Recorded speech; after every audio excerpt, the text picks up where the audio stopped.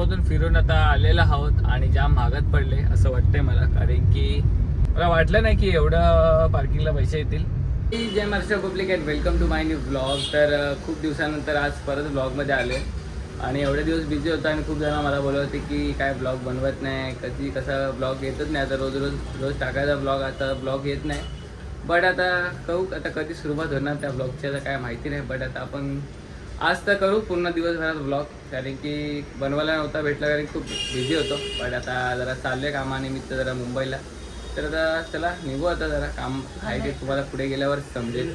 तर आता मस्त नाश्ता बिस्टा केला आहे, आता निघू पुढे. काहीच आता रेडी झालेला आहोत जाण्यासाठी. तर तुम्हाला बोललेच होतं तर आपल्याला जायचं आहे कुठेतरी बाहेर, ते म्हणजे आता एअरपोर्टला जायचं आहे कामानिमित्त. बट आता गाडी पण आहे तर रेडी मस्त आता. पण आता सगळ्यात पहिले आता टास्क आहे आपला गॅस फुल करायचा आहे. गॅस फुल करून जाऊ एअरपोर्टला. आणि आज बघू आता एअरपोर्टला आता वर्ल्ड कपच्या मॅची पण सुरू झाल्या आहे. आता कोण नवीन प्लेअर बघायला भेटते का नाही आता ते पण बघायला भेटतील आता. बट आता जाऊ मस्त एअरपोर्टचा प्रवास. आता बघू आजच्या दिवसभरातला कसा प्रवास होतो. आता गॅस तर मी सगळं भरून आता रेडी झालेलं आहोत जाण्यासाठी. बट आता मी सेकंड टाइम आता एअरपोर्टला चाललो आहे. आता फर्स्ट टाइम पण एकदा गेलो होतो तेव्हा नाईटला गेलो होतो, तेव्हा पण जाम बघायला एकदम मी तेव्हा ब्लॉग नव्हतो बनवत. बट आता या टायमाला चाललो आहे. आता बघू आता तिथं मस्त जागा भेटली ना गाडी लावायला, तर आज पूर्ण एअरपोर्ट एक्सप्लोअर करू. आणि आता एक्सप्लोअर करण्यासाठी आता इथून पहिले निघणे इम्पॉर्टंट आहे, कारण की आता इथून आता झालेली आहे ट्रॅफिकला सुरुवात. आता इथून सुरुवात झाली म्हणजे डोंबिवली वेस्टपासून. तर आता म्हणजे पुढे किती ट्रॅफिक असणार आता हा विचार करा थोडा, कारण की त्या ठाणे साईडला त्या टोल नाक्याची इथं जाम प्रॉब्लेम, म्हणजे ट्रॅफिकची एकदम ट्रॅफिकच असते. बट आता कसं सांगू तुम्हाला, आता ट्रॅफिक तर आता आहे. आता बघा बाजूने गाडी जातात टू व्हीलर, नाही तर मी पण असं टू व्हीलरने निघून जायचो. बट आता जाऊ, आता त्यांना घेऊ आणि एअरपोर्टला भेटू डायरेक्ट. गाईस फायनली आता आपण एअरपोर्टला पोहोचलेलो आहोत आणि आता थोडंच लांब उरलेलं आहे. आणि हे बघा समोर international airport, Shri Chhatrapati Shivaji Maharaj international airport समोरच आपल्या सेवेत आहे. आता बघू आता इथून टाइम लेट मारायचा आणि वरती जाऊ. आता काहीच गाडी पार्किंग करून आता आपण जाऊ आता एअरपोर्ट बघायला. तर सेकंड टाईम आता आपला एअरपोर्टमध्ये एंट्री करणार आहोत. बट आता बघू आता कशी एंट्री आहे आतमध्ये. ग्राउंड फ्लोअरला आहे आता, फर्स्ट फ्लोअरला आणि सेकंड फ्लोअरला जायचं आहे, त्याच्यासाठी पण एक्सेलरेटर आहे. फायनली मुंबई एअरपोर्टला इथून बाहेरून पोचलेलो आहोत. शेवटी बाहेर पार्किंग करायला लागली पण आलो शेवटी.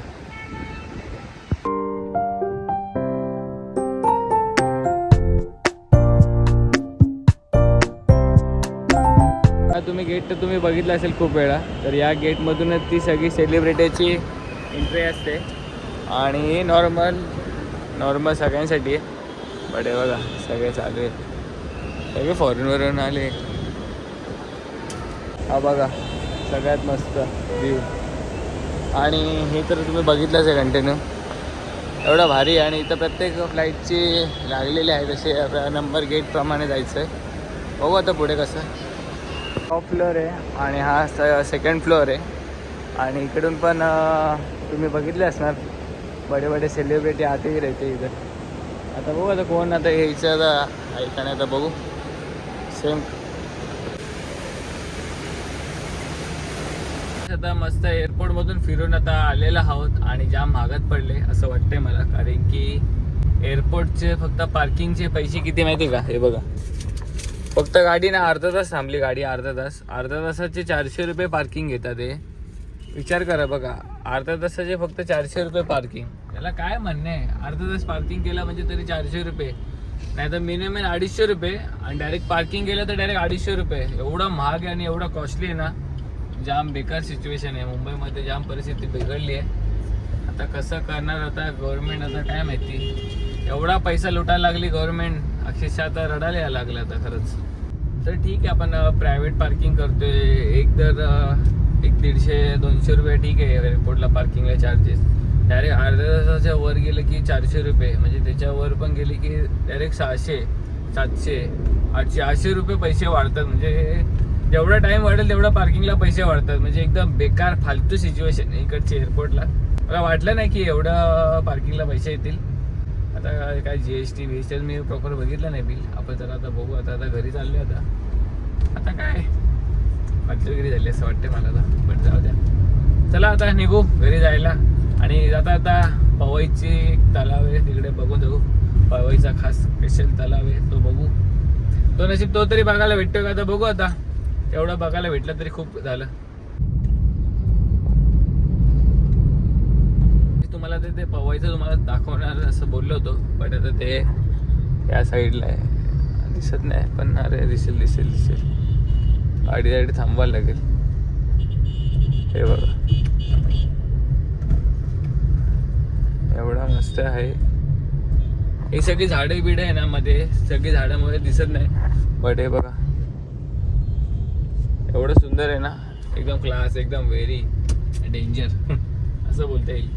पण आता आपल्या सध्या आता ट्रॅफिकचा सामना करायचा आहे. ट्रॅफिकचा सामना करू. आणि अजून बघा किती किलोमीटर बाकी आहे. एवढं लांब आहे. फक्त काही जायचे 30 किलोमीटर, पण दाखवते 2 तास. म्हणजे विचार करा किती ट्रॅफिक आहे. आपल्याकडून एवढे पैसे घेतात पण फॅसिलिटी 0. अशा गोष्टी. परफेक्ट ट्रॅफिकचा सामना संपून झाल्यानंतर आता एकदम फ्रीली रोडवर म्हणजे मानकुलीमध्ये एंट्री झालेली आहे आपली. आणि आता मानकुलीमध्ये मस्त एंट्री झाली आहे. आणि तुम्ही राईट साईडला एक साईड बघू शकतात म्हणजे की सनसेट पण आता सुरू होत आहे. आणि मानकुलीमध्ये बघा एंट्री झालेली आहे. आता मस्त सनसेटचा आनंद घेऊ. काय घरी जाता आता सनसेटचा आनंद घ्यायचा आणि रोडचा आनंद घ्यायचा. कारण की एवढे पाय दुखले अक्षरशः वाट लागून गेली. आणि आपले काका बघ कसे बसले एकदम टनाटन ना, एकदम टवटवीत काका बसले. काकांना टेन्शन नाही कारण की आपली गाडी पूर्ण खाली. काकांना बसवलं पाहिजे असं काय टेन्शन नाही. पण जाऊ द्या. सनसेट आणि मानकोलीची रस्ता.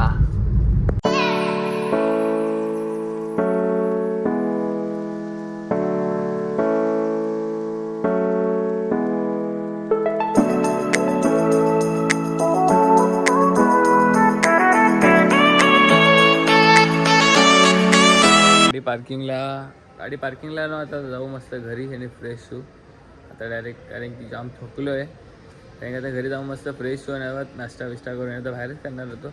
पण आता जाऊ घरी. आणि आता आपली गाडी पण मस्त रेडी आहे. आता गाडीवर साफबीफ करू आणि जाऊ घरी. जेवण बिवण कंप्लीट झालेलं आहे आणि तुम्हाला आता दाखवतो. आणि एअरपोर्टला बघा कशी लुटालूट चालू असते. हे बघा किती बघा 400 रुपये घेतले. किती फक्त अर्धा तासाचे फक्त 400 रुपये. आणि GST बघा 9 टोटल 60 रुपये. टोटल 400 रुपये झाले. एवढा मोठा ना इथं पण झोल आहे बघा. याच्यावर पण एवढा GST लागतोय ना. आता कसं गव्हर्नमेंट चालवते एअरपोर्ट, पण आता ते प्रायव्हेट आहे एअरपोर्ट. आपण आता याला बोलून काय फायदा नाही. आता याच्यामध्ये 400 रुपये गेले आपले. पण आता काय इंडियाची मॅच चालू आहे आणि इंडिया आता 1 साईड जिंकणार तर आहे. आणि मस्त सूर्यकुमार यादव खेळला. आणि इंडिया टीम आता कंटिन्यू खेळत राहावा. आणि जे 2024ला झालं होतं ते 2026ला पण झालंच पाहिजे आणि अशी आपली अपेक्षा आहे. आणि आता सूर्यकुमार हे सगळे आज मस्त खेळला सूर्यकुमार पण. बट होपफुली आज आपण इथंच एंड करू ब्लॉगला. आणि आता हार्दिक पांड्याचा बॉल दिस हातामध्ये. आणि ही पण मॅच इंडिया एकदम 1 साईड जिंकून जाईल.